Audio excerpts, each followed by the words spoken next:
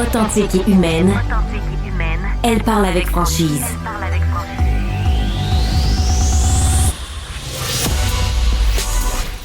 Elle traite l'information avec rigueur et efficacité. Une approche fraîchement moderne de l'actualité. Isabelle Maréchal. Bonjour à tous. Merci beaucoup d'être à l'écoute de cette émission. Beaucoup de choses à discuter avec vous ce matin, comme tous les matins. Puis sincèrement, je commence l'émission en vous remerciant d'être là et de participer, puis de m'écrire, de m'envoyer vos commentaires. Même après l'émission, je vous lis et vous êtes nombreux à poursuivre la conversation avec moi. Puis ça, je peux vous dire, sincèrement, ça me fait vraiment chaud au cœur.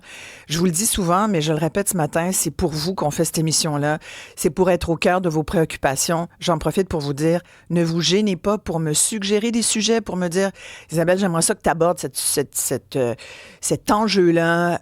J'aimerais pouvoir avoir l'opinion des autres là-dessus. J'aimerais entendre des témoignages là-dessus. Ça va nous faire plaisir d'aborder ces questions-là qui vous turlupinent, qui vous chicotent, qui vous intéresse dans le cadre de notre émission.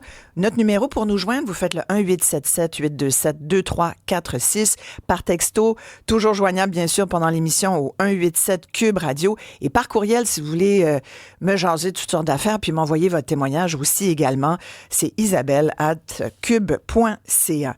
Il y a un agresseur sur 3 qui n'a pas 18 ans au Québec. Un jeune sur 3, je le répète parce que la statistique nous rentre dedans, il faut prendre le temps de bien la comprendre.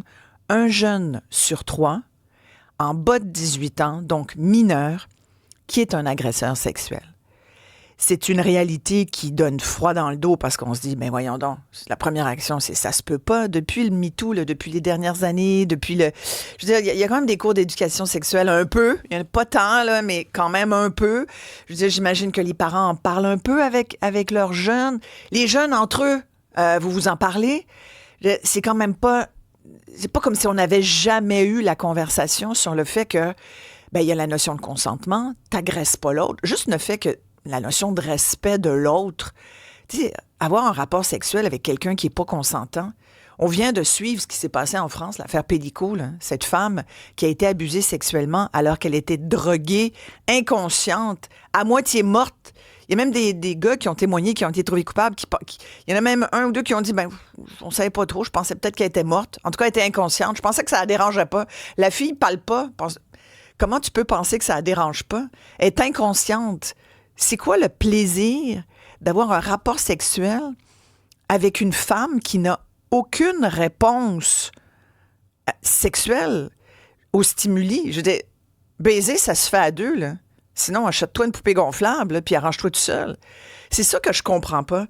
Et quand on regarde, et c'est une récente enquête là, qui a été publiée dans la presse hier, ce chiffre-là nous montre qu'on a un vrai problème et qu'on le sous-estime. C'est cette violence sexuelle qui est perpétuée par nos jeunes. Ça m'a donné l'occasion de me replonger dans un sondage qui est sorti en 2016, qui avait été fait par un doctorant en criminologie à l'Université de Montréal et qui avait été réalisé auprès de jeunes hommes au Québec, là, l'Université de Montréal, au Québec, hein, on s'entend, des gars de 21 à 29 ans. Il y avait à peu près 150 gars qui ont répondu à cette étude. C'était dans le cadre d'un travail de doctorat, donc de ce prof. Et une des questions que le prof posait, c'était si vous étiez certain de ne pas vous faire attraper par la police, si vous étiez certain là, qu'il n'y avait aucune répercussion judiciaire, carcérale, tu te fais pas pogner, là, est-ce que vous seriez d'accord pour violer une femme? Bien, croyez-le ou non, moi, j'en suis encore pas revenue, puis c'est 2016, puis aujourd'hui, je pense qu'on poserait la question, ça serait la même réponse. Bien, il y avait un gars sur 3 qui disait « OK, vous êtes sûr, là, j'ai aucune répercussion du tout, pas de dossier, rien, je vais pas en dedans, personne se plaint. Ben, mais que je violerais une femme. » Moi, ça me jette à terre. Je sais pas vous, là, mais 1-877-827-2346 pour me dire comment vous voyez la chose par texto 187 Cube Radio. S'il y a des femmes qui ont été justement victimes de ce genre d'agresseurs, s'il y a des jeunes qui le voient, qui le vivent, s'il y a des parents, des proches, si vous remarquez qu'il y a une augmentation de ce genre d'attitude-là, ben n'hésitez pas à échanger avec nous là-dessus. Je vais vous présenter tout de suite mon invité François Gagnon. Il est criminologue, chargé de cours à la retraite de l'Université du Québec à Chicoutimi. Sa pratique, justement, s'est spécialisée auprès des jeunes auteurs d'agressions sexuelles. Et ce qui est très intéressant, c'est que François Gagnon, qui a été enseignant en délinquance, a travaillé dans des centres jeunesse également. Et il y a 20 ans, au Saguenay-Lac-Saint-Jean, il a élaboré un programme qui a été déployé un peu partout au Québec, justement pour essayer de réduire le risque de récidive chez les jeunes contrevenants en matière sexuelle. François Gagnon est avec nous. Bonjour. Bonjour, madame. Isabelle, c'est bien correct. François Gagnon, vous regardez ces chiffres. Là, j'ai fait une longue introduction parce que je pense que c'est important de bien faire le point sur ce qu'on vit en ce moment. Il y a 20 ans, vous avez jugé bon de lancer un programme parce que vous disiez il faut réduire le risque de récidive chez nos jeunes. Il y avait déjà cet enjeu-là. Aujourd'hui, à la lumière des données, et même ce fameux sondage auprès de 150 gars dans la vingtaine, dont 1 sur 3 ne serait pas gêné de violer s'il ne se faisait pas pogner. Comment vous voyez les choses? On dirait qu'on n'a pas évolué, François. Au niveau de l'évolution, au niveau en matière sexuelle, je pense qu'on n'a pas évolué. Il y a, de façon générale, il y a une augmentation au cours des années au niveau des comportements d'agression sexuelle. C'est quand même pas une augmentation là, année par année très importante, mais il y a une courbe ascendante. La même chose au niveau des adolescents. Il faut quand même faire attention avec les stats. On parle que 30% des personnes qui agressent sexuellement sont des mineurs. Ouais. C'est pas 30% des mineurs qui agressent sexuellement. Non. Ouais. C'est 30% des agresseurs sexuels sont des mineurs. Exactement. Ça correspond à peu près à la même courbe qu'au niveau de la délinquance qu'on appelle commune, là. Tous les types de délinquance. Il y a beaucoup plus d'adolescents qui commettent de la délinquance que chez les adultes. Cependant, chez les adultes qui continuent à commettre de la délinquance, et aussi en délinquance sexuelle, il y a une augmentation du nombre de victimes. Chez les adolescents commettent beaucoup plus de comportements d'agression sexuelle que la majorité de la population. Cependant, ils ont habituellement beaucoup moins de victimes. On rencontre très peu d'adolescents qui ont 4, 5, 6, 7 victimes. Habituellement, ça va se limiter à 1 ou 2 victimes. Ben, c'est quand même pas rien, là. Une victime, c'est une victime de trop. Si vous dites que parmi les agresseurs sexuels, c'est quand même 1 jeune sur 3 qui n'a pas 18 ans, et donc qui agresse 1 à 2 victimes dans son adolescence, finalement, là, parce que jusqu'à 18 ans, on peut dire que de 12 à 17, là, c'est ce que les chiffres montrent, 12 à 17, on est un ado. Imaginez une fois qu'il va devenir adulte. Est-ce que vous dites ça, est-ce que ça se poursuit, cette espèce d'attitude? Est-ce qu'on voit une corrélation après dans le temps? Une chose qui est quand même, qu'on peut appeler là, plus positive, chez les adolescents, lorsqu'un adolescent est arrêté pour avoir commis une infraction sexuelle, il y a uniquement 15% de ces adolescents-là qui vont en commettre une autre.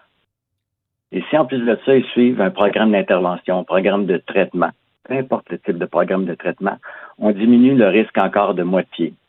Donc, il y a entre 5 et 7 et 8% des adolescents qui commettent des agressions sexuelles, qui ont été arrêtés et qui ont entrepris un programme, qui complètent un programme, qui vont avoir une récidive à l'âge adulte. Ça, c'est peut-être la bonne nouvelle à ce côté-là. Ben, je vois que vous êtes un plus grand optimiste que moi. Moi, vous me dites 7 à 8% des jeunes vont continuer, vont être des récidivistes d'agression sexuelle. Sincèrement, je trouve pas ça une bonne nouvelle parce que je trouve que c'est énorme.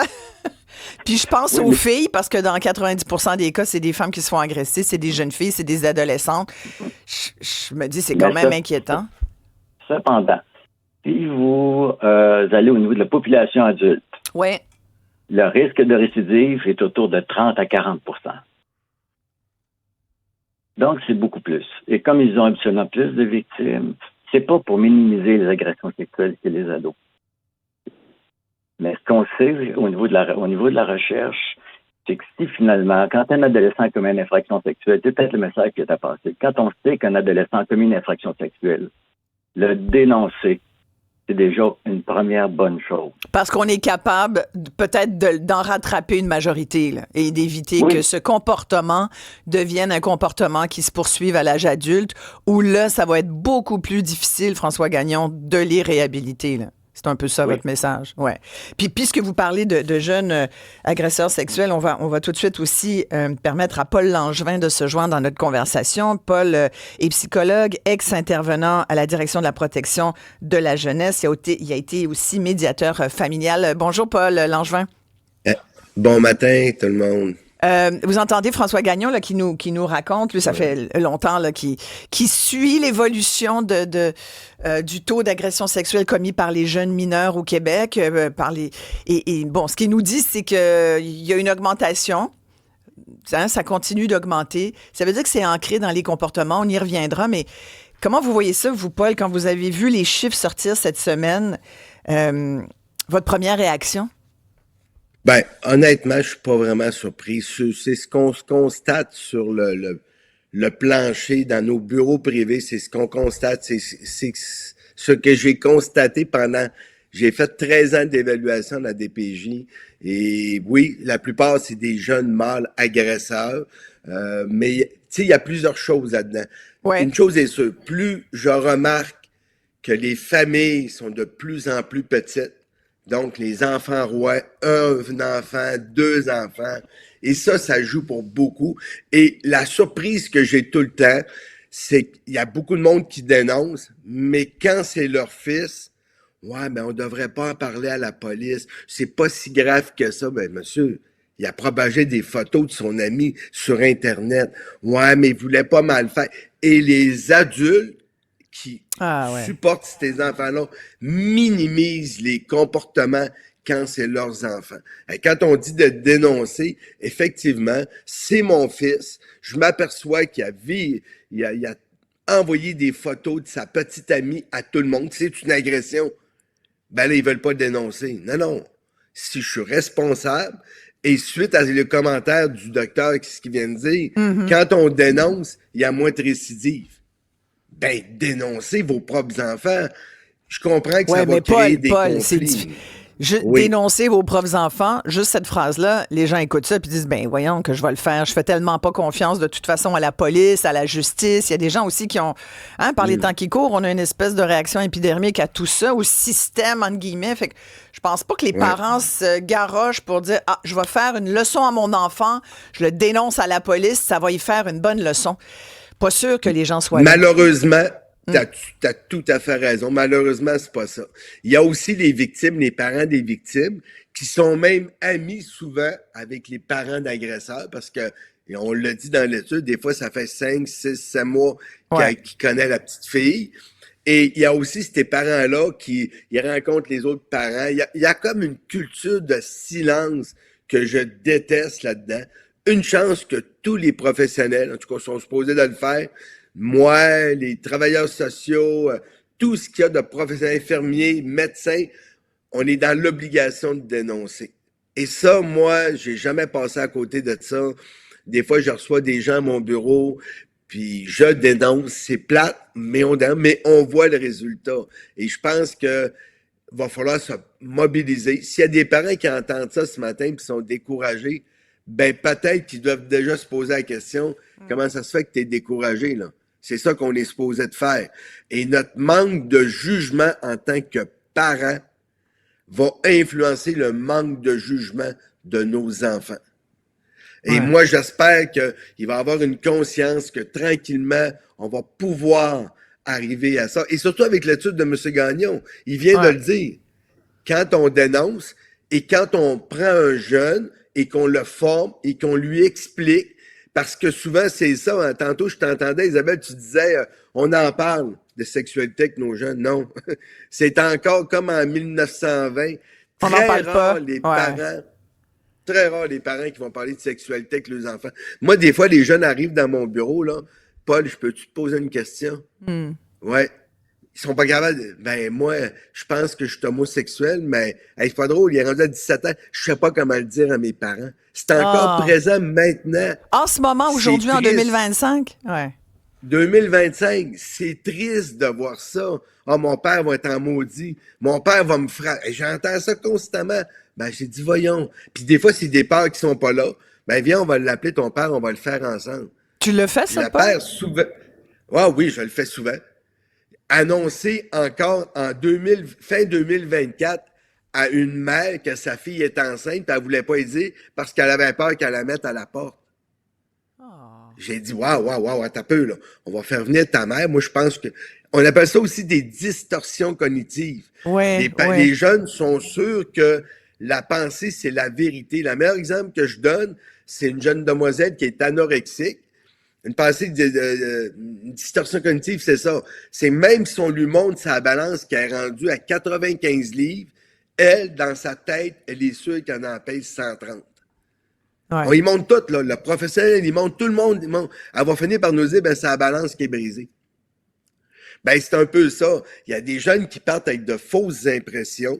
Hein? Ma mère va me je suis enceinte, ma mère va me tuer. Non, ta mère te tuera pas. Au contraire, puis regarde bien ça. Et là, la mère la prend dans ses bras. Non, viens, moi t'aider. Puis la mère l'aide. Mais c'est important ce que tu dis, Paul, parce que s'il y a des jeunes qui nous écoutent, souvenez-vous, vos parents vous aiment, peu importe ce que vous faites. Peu importe ce que vous faites. La meilleure preuve, c'est que tout à l'heure, François Gagnon disait que souvent, d'ailleurs, les parents minimisent, puis tu le confirmes. Alors, on va s'arrêter ici, si vous voulez bien, tous les deux, vous restez avec nous, on va poursuivre. François Gagnon va nous parler aussi de ce programme-là qui remonte à il y a 20 ans, mais qui est encore tout à fait d'actualité. Beaucoup de commentaires. Il y a Félix qui dit... Wow, c'est incroyable. Ces chiffres-là, ça le bouleverse aussi. Il dit, ça confirme qu'il y a le tiers des hommes qui sont méchants, égoïstes et qui se fichent totalement des autres. En tout cas, disons qu'il y a des gars qui mériteraient là, qu'on jase un petit peu plus avec eux. Martin dit, il y a beaucoup d'éducation qui doivent être faites et c'est les parents qui doivent la faire. Il y a quelqu'un là, qui écrit qu'il a été témoin de jeunes qui avaient eu des attouchements. Il dit, j'ai fait une déclaration à la police. Les parents ont complètement banalisé l'acte. Comment les jeunes peuvent comprendre que c'est inacceptable dans ces cas-là? Effectivement, c'est une très bonne question. Par texto, vous pouvez me faire part de vos commentaires. 187-CUBE-RADIO. 1-877-827-2346 si vous voulez jaser de ça de vive voix avec nous. Et puis, je vous pose la question, est-ce que ça vous préoccupe, cette montée, cette augmentation toujours là, des cas d'agression sexuelle chez les mineurs? Parmi les agresseurs sexuels, il y en a 1 sur 3 qui est un jeune qui n'a pas 18 ans, de 12 à 17 ans. Puis les chiffres continuent aussi jusqu'à la fin de la trentaine, jusqu'à la fin de la vingtaine. C'est quand même assez inquiétant tout ça. Évidemment, en plus, quand il y a de l'alcool qui s'y met...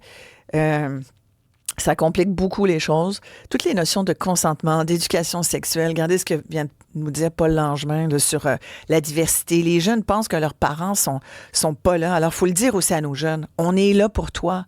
On t'aime. Peu importe ce qui arrive dans ta vie, faut que tu nous parles. Voilà. Ben, on poursuit cette discussion tout de suite après.